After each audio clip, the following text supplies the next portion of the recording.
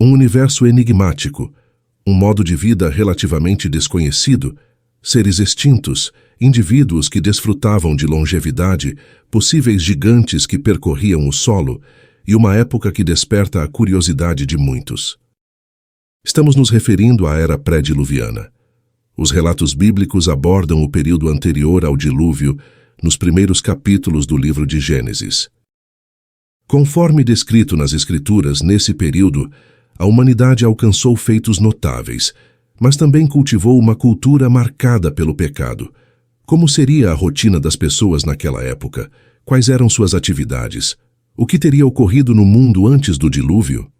Estas são as questões que abordaremos a partir de agora neste vídeo. Continuando nossa jornada pelo mundo pré-diluviano, mergulhamos na história da primeira família humana, a família de Adão. Após serem banidos do Éden, Adão e Eva estabeleceram-se, dando origem a uma linhagem que marcaria a era anterior ao dilúvio. O primogênito desse casal, Caim, infelizmente se tornou o primeiro homicida da história, assassinando covardemente seu próprio irmão, Abel. Este trágico evento marcou o início de uma era cheia de conflitos e desafios. Após seu ato terrível, Caim recebeu uma marca divina e fundou a cidade de Nod, nomeando-a em homenagem ao seu primogênito, Enoque. Este assentamento antediluviano é o primeiro mencionado na Bíblia, revelando-nos a complexidade e as realizações da sociedade pré-diluviana. No entanto, é essencial destacar que, ao contrário de algumas interpretações, a narrativa bíblica enfatiza que o homem foi criado por Deus com capacidade racional e moral. Essa compreensão bíblica desafia as teorias evolucionistas que buscam explicar a história da humanidade apenas por meio de processos naturais. A visão bíblica enfatiza a singularidade da criação humana e a importância da moralidade e racionalidade, elementos fundamentais que moldaram a vida antes do dilúvio. Os relatos bíblicos sobre o período anterior ao dilúvio revelam um cenário de notável progresso humano. Caim, o primeiro ser humano nascido na Terra, demonstrou habilidades avançadas ao edificar uma cidade, iniciando uma linhagem de inovação e criatividade. Seus descendentes, como Jabal, Jubal e Tubal-Caim, foram pioneiros em diversas áreas, aprendendo a morar em tendas, a criar rebanhos de gado, a desenvolver as artes com o uso de instrumentos musicais e a forjar ferramentas através do trabalho com metais, tipo cobre e ferro. Ao avançarmos no tempo até a Era de Noé, percebemos que a humanidade já possuía a capacidade e os recursos necessários para a construção de uma grande arca, conforme as instruções divinas. Essa empreitada monumental não apenas evidencia a engenhosidade humana, mas também aponta para um nível avançado de conhecimento técnico e organizacional. Embora os detalhes específicos desse período sejam limitados nas Escrituras, fica claro que a sociedade pré-diluviana experimentou um notável desenvolvimento tanto tecnológico quanto cultural. Essa era antiga nos ensina sobre a capacidade humana de superar desafios e alcançar feitos extraordinários, mesmo em meio a um contexto histórico marcado por desafios e transformações.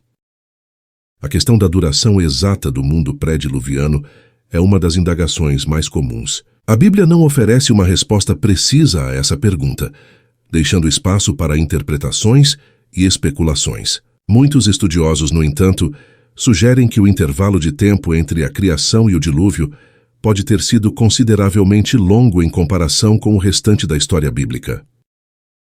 Apesar das diversas tentativas de datar esse período, até hoje não houve êxito em estabelecer uma cronologia definitiva. O único registro que oferece algum dado cronológico sobre esse período é encontrado na lista genealógica de Gênesis, capítulo 5.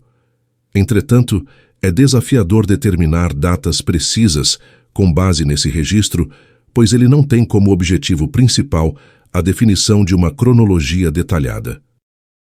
As genealogias bíblicas estão mais focadas em estabelecer linhagens e relações familiares do que em fornecer uma cronologia exata.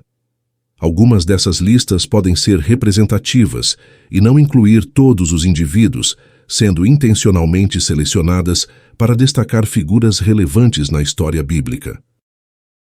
Dentro desse contexto representativo, quando se menciona que um indivíduo gerou o outro, isso indica uma ancestralidade direta, não necessariamente uma relação de pai para filho.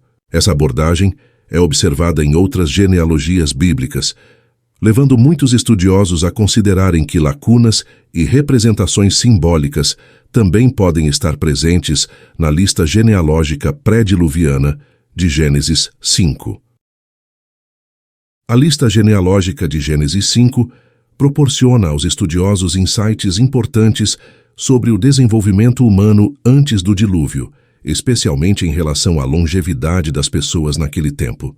A narrativa bíblica destaca que, naquela época, havia apenas um idioma e que Deus permitiu que os seres humanos vivessem por períodos extraordinariamente longos, muitas vezes ultrapassando várias centenas de anos. Essa longevidade desempenhou um papel crucial no avanço tecnológico e na transmissão do conhecimento e da informação ao longo daquela era. Embora haja diversas interpretações sobre a longevidade das pessoas antes do dilúvio, a visão mais tradicional e amplamente aceita pelos estudiosos cristãos é aquela que segue uma leitura literal do texto bíblico, reconhecendo que essas pessoas realmente alcançaram idades excepcionalmente avançadas. Contudo, é inegável que o pecado foi uma marca distintiva do período pré-diluviano. A narrativa bíblica revela como o estilo de vida pecaminoso de Caim se disseminou rapidamente pela sociedade daquela época. Um exemplo marcante é Lameque, um descendente de Caim, que foi o primeiro a praticar a poligamia e que se orgulhava de sua crueldade, como registrado em Gênesis, capítulo 4, versículos 18 a 24. Mesmo diante das consequências de seus atos, Caim não demonstrou arrependimento e questionou a justiça divina sobre ele. O relato em Gênesis, capítulo 6, sobre a interação entre os filhos de Deus e as filhas dos homens, tem sido objeto de interpretações diversas ao longo da história. Alguns intérpretes sugerem uma interpretação literal, entendendo essa mistura como um envolvimento entre seres espirituais e humanos, especificamente referindo-se a anjos caídos tendo relações com mulheres terrenas. No entanto, a maioria dos estudiosos concorda que a interpretação mais contextualizada com o texto bíblico é aquela que vê essa mistura como uma metáfora para o relacionamento entre pessoas piedosas e ímpias, resultando em uma rápida deterioração espiritual e moral da sociedade. Essa interpretação aponta para o fato de que, naquele tempo, a linhagem piedosa, representada por Noé e sua família, os 7 mencionados, era o grupo que preservava o conhecimento e a devoção a Deus. Contudo, ao longo do tempo, essa linhagem se misturou com a linhagem ímpia de Caim, que simboliza a depravação e a rebeldia espiritual. Essa mistura resultou na ascensão dos Nefilins, descritos como homens valentes e de grande fama na antiguidade, representando a corrupção e a influência dos valores distantes de Deus na sociedade daquele tempo. Apesar da predominância do pecado e da decadência espiritual naquele tempo, também existiram pessoas que mantiveram um compromisso genuíno com Deus. Abel é um exemplo notável, sendo o primeiro mártir que, mesmo após sua morte, continuou sendo lembrado como um modelo de fé e retidão, inclusive nos tempos do Novo Testamento. Enoque foi outro indivíduo notável, cujo relacionamento íntimo com Deus foi tão profundo que ele foi transladado, não experimentando a morte comum, conforme relatado na narrativa bíblica. Por fim, Noé se destaca como uma rara exceção no período pré-diluviano. Ele foi descrito como alguém que permaneceu temente ao Senhor em meio à crescente depravação e corrupção da sociedade de sua época. A família de Noé foi a única que encontrou favor aos olhos de Deus, sendo poupada do juízo que recaiu sobre a civilização daquele tempo. O período pré-diluviano chegou ao fim, quando a paciência divina considerou intolerável a extensão da depravação e da maldade que permeava aquela sociedade. Isso culminou no derramamento da ira de Deus e na destruição da terra por meio do dilúvio. O período pré-diluviano foi marcado por uma crescente depravação e maldade que atingiram níveis alarmantes. As Escrituras registram o descontentamento divino com a humanidade, culminando até mesmo no arrependimento de Deus por ter criado o homem, indicando a extensão da corrupção naquele tempo. O apóstolo Pedro, no Novo Testamento, descreve vividamente a destruição que ocorreu naquele período, quando o mundo foi coberto pelas águas do dilúvio, um juízo que evidencia a gravidade dos pecados cometidos naquela época. Essa história serve como um alerta para nós, pois o próprio Senhor Jesus Cristo advertiu que nos últimos dias haverá um retorno ao estilo de vida pré-diluviano.